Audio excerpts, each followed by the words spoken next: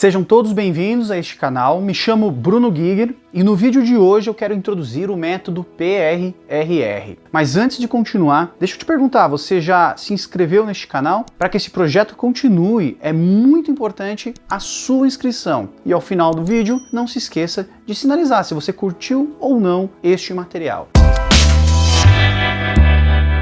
A metodologia cristã possui 4 passos reflexivos da aprendizagem: pesquisar, o raciocinar, o relacionar e registrar todo o desenvolvimento a partir da Bíblia. O método proposto por esses 4 passos são: primeiro, pesquisar, com as ferramentas da escritura, do dicionário Webster de 1828 e também de fontes primárias. O segundo passo, raciocinar, é a partir de princípios bíblicos, buscando a renovação da mente. O terceiro passo é o relacionar, por meio da conexão da aprendizagem com o estudante, a sua cultura, os eventos atuais, o propósito de Deus nessa geração e a ligação da aprendizagem atual com a anterior, percebendo a relação entre as disciplinas, por exemplo. O quarto e último, registrar, é o método de anotação, de caderno, registro de tudo aquilo que foi desenvolvido. Mas vamos agora nos aprofundar sobre cada um deles. No primeiro passo, a pesquisa é a fonte primária. Nós devemos ir à fonte, a palavra de Deus. Para ajudar neste momento, nós utilizamos a concordância bíblica e o dicionário de Noah Webster de 1828. Mas por que se fala tanto deste dicionário? Noah Webster é considerado o pai da educação cristã nos Estados Unidos. Webster produziu o primeiro dicionário dos Estados Unidos e utilizou a Bíblia para buscar a definição das palavras, apoiando-se em 26 línguas para uma aproximação mais real possível da raiz das palavras.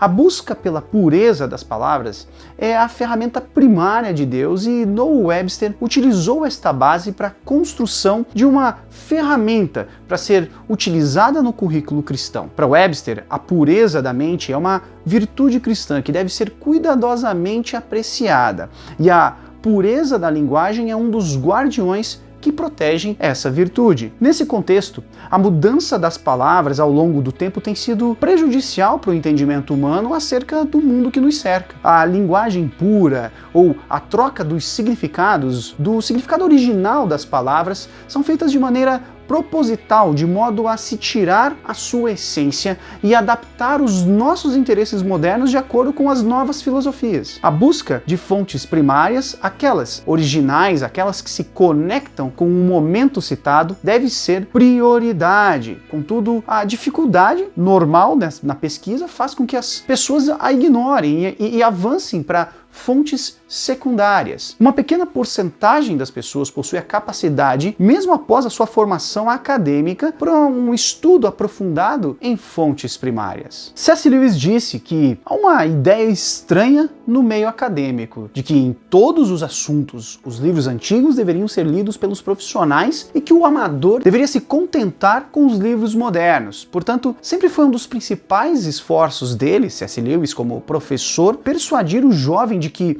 o conhecimento em primeira mão não é apenas de maior valor do que a aquisição de um conhecimento de segunda mão, mas é geralmente muito mais fácil e mais agradável de se adquirir. Acerca do segundo passo, o raciocinar, Albert Einstein afirmou em determinado momento que se uma pessoa dominar os fundamentos de seu assunto e aprender a pensar e a trabalhar de forma independente, ela certamente vai encontrar o seu caminho e, além disso, será também mais capaz de se adaptar ao progresso e às mudanças do que a pessoa cujo treinamento consiste principalmente na aquisição de conhecimento mais detalhado. A crise de raciocínio faz com que os jovens pensem somente em respostas certas, prontas e imaturas. E também, de modo imaturo, acham que estão certos em buscar soluções vagas dentro de seus conceitos pessoais. Noah Webster diz acerca das raízes, da base, do rudimento do raciocínio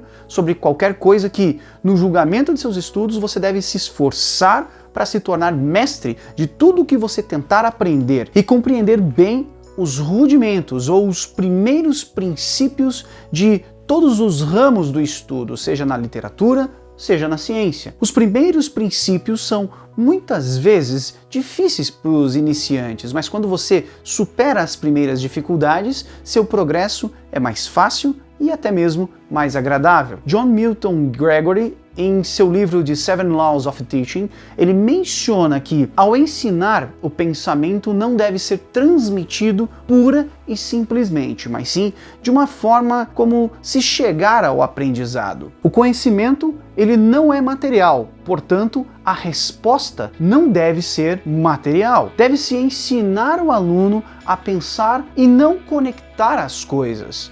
A arte de pensar deve ser superior a quaisquer disciplinas, e para se governar qualquer ação da vida, o raciocínio é o poder mais sublime disponível ao ser humano e necessário para a compreensão de uma vida e todos os seus desafios. Coincidentemente, para o raciocínio, a mente humana segue 4 passos básicos. A primeira seria a percepção, a concepção, a compreensão de que nada mais é do que a mera contemplação das coisas oferecidas à nossa mente, sem afirmar ou negar nada a respeito delas. O segundo passo do raciocínio ali é o julgamento. É aquela operação que a mente faz por meio do que nós unimos de 2 ou mais ideias por uma afirmação ou negação, ou seja, em que afirmamos ou negamos que isso seja aquilo. O terceiro passo do raciocinar é a argumentação ou o raciocínio em si. É aquela operação que a mente faz, que nós podemos inferir uma coisa, isto é, uma proposição a partir de 2 ou mais ideias por premissas, ou chegar a uma conclusão que antes era desconhecido, obscuro, duvidoso. E o quarto passo do raciocinar é a disposição. Esta nada mais é do que aquele funcionamento da mente pela qual nós colocamos as ideias, proposições e argumentos, os quais formamos em relação a um assunto em tal ordem, isso para que seja mais apto a ganhar o conhecimento de maneira mais clara, não só para retê-lo por mais tempo, mas também para explicá-lo aos outros de melhor maneira. Falar, explicar aquilo que você estudou fortalece o aprendizado. O aluno, ele precisa desenvolver a disposição em falar e explicar um para o outro aquilo que ele acabou de aprender. Para isso, ele necessita de uma disposição para ensinar aquilo que se sabe. Só se ensina aquilo que se sabe. Dentro deste passo, o raciocinar, nós podemos aplicar alguns princípios. Porém, este será o tema de um vídeo mais para frente, um vídeo futuro. Sobre o terceiro passo da metodologia do PRRR, o relacionar,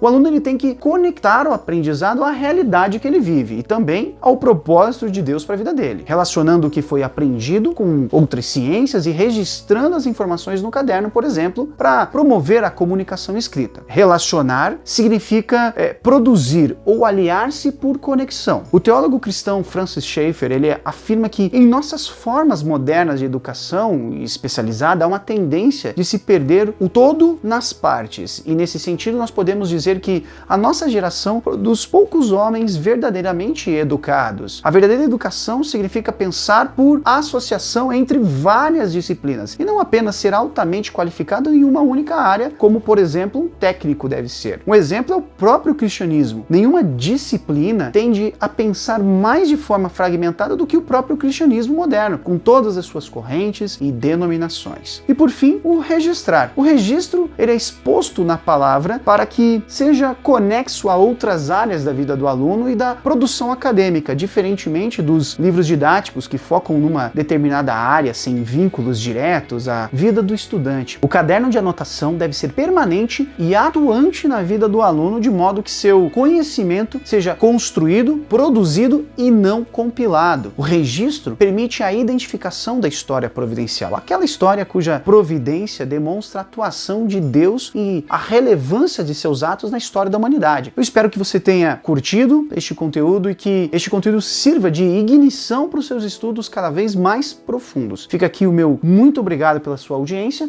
e até a próxima.